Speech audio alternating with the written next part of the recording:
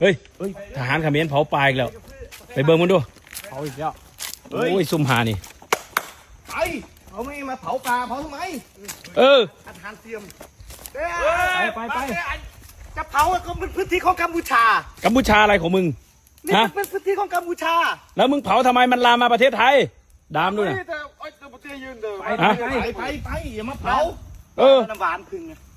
เงาอะไรมึงเผาทำไมเนี่ย เผากินน้ำผึ้ง เผากินน้ำผึ้ง กินน้ำผึ้งน้ำหวานไม่มีขบุ้งนี่ โอ้ มีอ๋อนั่นไงน้ำผึ้ง อย่าไปกินอย่าไปกินอย่าไปกินพึ่ง มีโดยซีล่ะ เอากาแฟไปกินเหนียว เออกาแฟเอา กาแฟยี่ห้อนี้ Coffee Cat เฮ้ยทำไมพูดชัดจังอะ คอฟฟี่แคทอะไร Coffee Catบายคุณเลยวะ บายพัทรา บายคุณพัทรา โอ้โห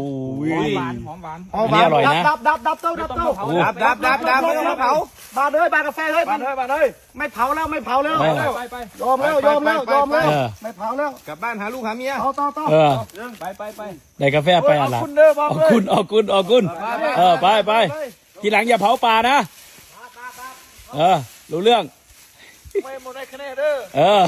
ก็มีได้กาแฟแล้วก็มีได้กาแฟแล้ว ไม่หมดคะแนน โอเค แล้วเขาเลิกลบกันแล้วนี่ตัวแตรนี่ ไปกลับไปหาฮุนเซนมึงอะ